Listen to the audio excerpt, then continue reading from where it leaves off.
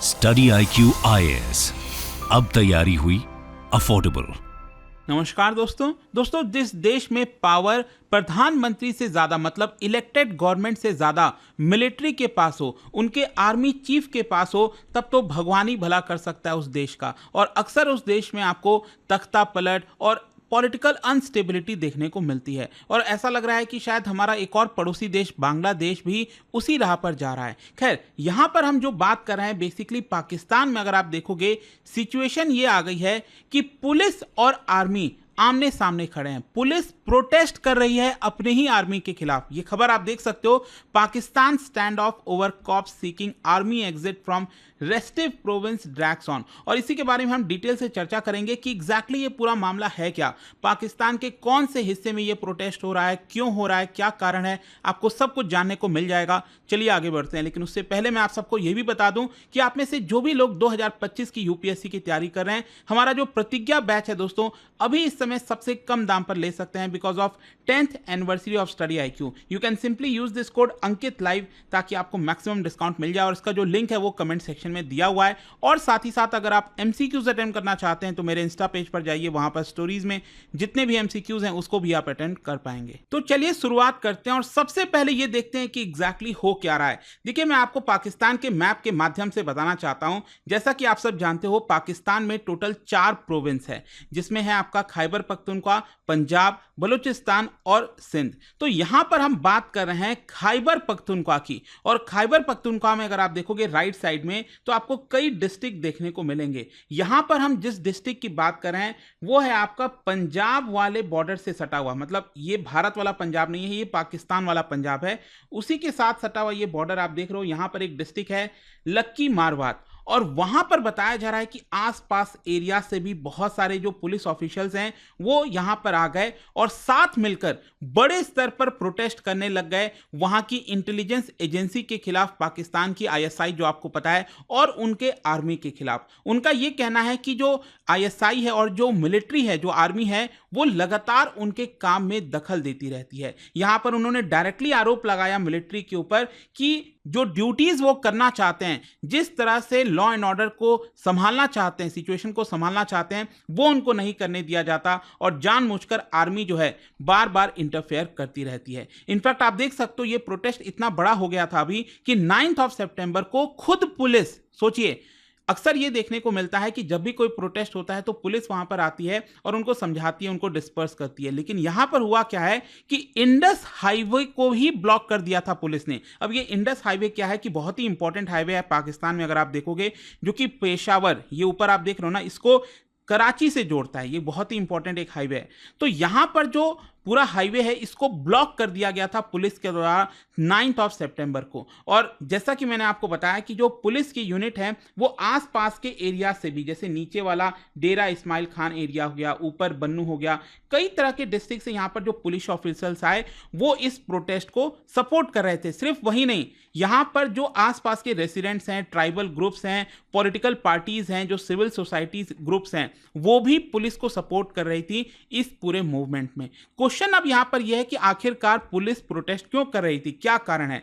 जैसा कि मैंने आपको पहले ही बताया कि पुलिस का यह कहना है कि जो मिलिट्री है, जो आर्मी है और जो ISI है, वो लगातार पीस नहीं रहने देना चाहती। मतलब ये जो पूरा रीजन अगर आप देखोगे तो अक्सर आपको देखने को मिलेगा कि क्योंकि ये बॉर्डर अफगानिस्तान के साथ सटता है तो यहाँ पर तालिबान और बहुत सारे जो टेररिस्ट ग्रुप्स हैं वो आपको देखने को मिलते हैं, जिसकी वजह से हमेशा अनस्टेबिलिटी देखने को मिलती है।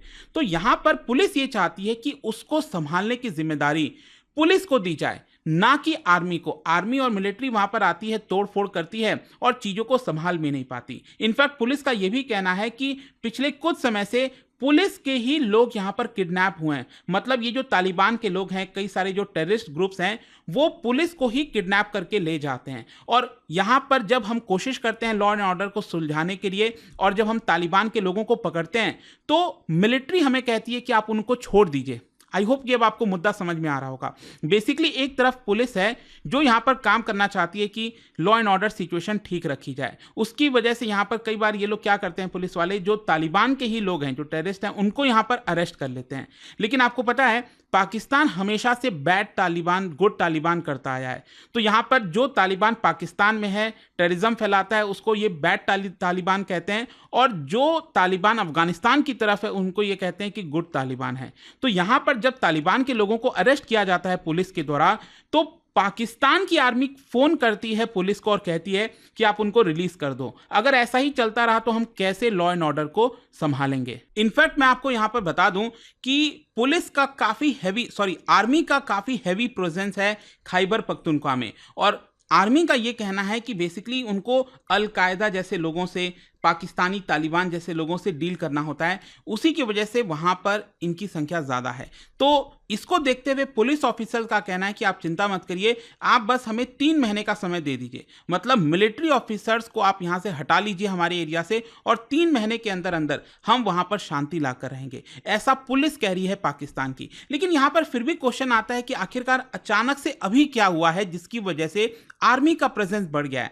एक्चुअली मैं आपको बताता हूं, जुलाई में पाकिस्तान की कैबिनेट ने एक फैसला लिया जिसमें उन्होंने ये कहा कि एक नया मिलिट्री ऑपरेशन चलाया जाएगा इस पूरे एरिया के अंदर। मतलब जो खैबर पख्तूनख्वा वाला मैंने आपको बताया यहां पर, तो ये पूरा ऑपरेशन चलाएंगे। ऑब्वियस सी बात है, जब आर्मी का ऑपरेशन चलेगा तो बहुत सारे हथियार वहां पर आएंगे और लोगों को काफी दिक्कतें होंगी। तो जब ये अनाउंस किया गया था कि खैबर पख्तूनख्वा में यहां पर नया ऑपरेशन चलाया जाएगा ताकि अलकायदा और पाकिस्तानी तालिबान को हटाया जाए, तो इसको लेकर लोग प्रोटेस्ट करने लगे।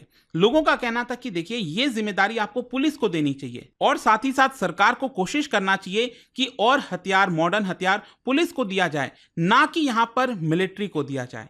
तो आई होप कि आपको समझ में आ रहा होगा कि ये पूरा मामला एक्चुअली जुलाई से ही चल रहा है। लोग इसको लेकर काफी कंसर्न थे कि यहां पर अगर ऑपरेशन होगा जिसकी वजह से लोगों को काफी ज्यादा असुविधा आएगी। खैर, यहां पर मैं आपको एक और इंटरेस्टिंग चीज बताता हूं। इस साल ऑलरेडी अगर आप देखोगे तो करीब 75 पुलिस मारे गए हैं। जी हां, पुलिस एक्चुअली प्रोटेस्ट इसीलिए कर रही है कि उन्हीं के लोग यहां पर बार बार मारे जाते हैं, और जब यहां पर उस चीज को संभालने की कोशिश करते हैं तो आर्मी उनको आकर ऑर्डर दे देती है। इनफैक्ट आपको मैं बता दूं, अभी 11 सितंबर को, जस्ट 2-3 दिन पहले, यहां पर एक गनमैन आता है, एक टेररिस्ट आप कह लीजिए, वो आता है और पोलियो वैक्सीनेशन की टीम थी उनके ऊपर फायरिंग कर देते हैं, जिसके तहत यहां पर एक पुलिस पर्सनल की जान चली जाती है। और ये जो फायरिंग किया गया था, इसको क्लेम किया गया बाद में पाकिस्तानी तालिबान के द्वारा। तो यहां पर पाकिस्तानी तालिबान का कहना था कि जो फाइटर था हमारा, वो यहां पर गया और उसने गोली चलाई जिसमें एक पुलिस ऑफिसर की मृत्यु हुई है।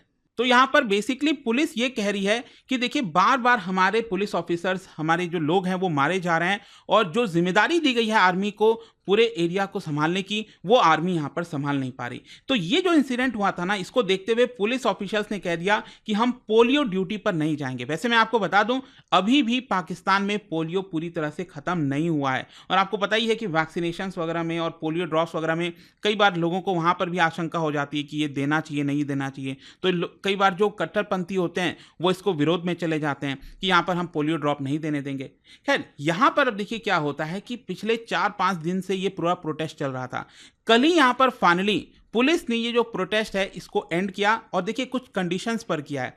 यहां पर पुलिस का ये कहना है कि हमने आर्मी से बातचीत की और आर्मी ने अश्योरेंस दिया है कि वो अपने लोगों को इस एरिया से हटा देंगे। मतलब पूरे की पूरी आर्मी नहीं जाएगी वहां से, लेकिन हाँ, जो चेक पोस्ट हो गया, जो सिटी सेंटर हो गए, वहां से आर्मी को हटा लिया जाएगा। और साथ ही साथ ये भी बोला गया कि अब पुलिस वालों को एम्पावर किया जाएगा, उनको आर्मर्ड व्हीकल्स दिए जाएंगे और भी रिसोर्सेज दिए जाएंगे ताकि वो मिलिटेंसी से या फिर टेररिज्म से फाइट कर सकें। और अगर ऐसा नहीं होता है, मतलब देखो, इसके लिए करीब 6 दिन का वक्त दिया गया है कि 6 दिन के अंदर अंदर आर्मी जो है वो अपने आप को वहां से हटा लेगी। लेकिन अगर ऐसा नहीं हुआ तो पुलिस का कहना है कि हम वापस से यहां पर अपना जो प्रोटेस्ट है उसको रीलॉन्च कर देंगे। देखिए, ये मामला काफी सेंसिटिव हो जाता है जब आप ही के देश में पुलिस और आर्मी आमने सामने आ जाए, जो सिचुएशन देखने को मिला। इसी को देखते हुए पाकिस्तान आर्मी के जो चीफ हैं आसिफ मुनीर, आप सबको पता होगा, वो वहां पर विजिट किए, खैबर पख्तूनख्वा के एक पर्टिकुलर डिस्ट्रिक्ट में वो विजिट किए,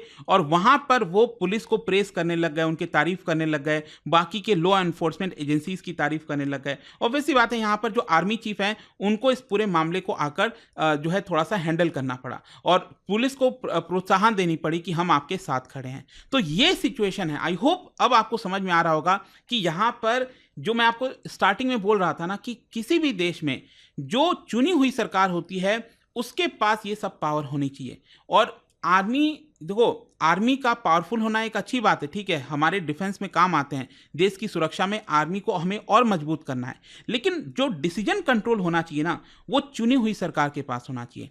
तो इसीलिए आज के डेट में अगर आप देखोगे, आज़ादी से लेकर अभी तक भारत में कभी भी ये इस तरह की सिचुएशन आपको नहीं देखने को मिलेगी जो अक्सर आपको पाकिस्तान में देखने को मिलता है।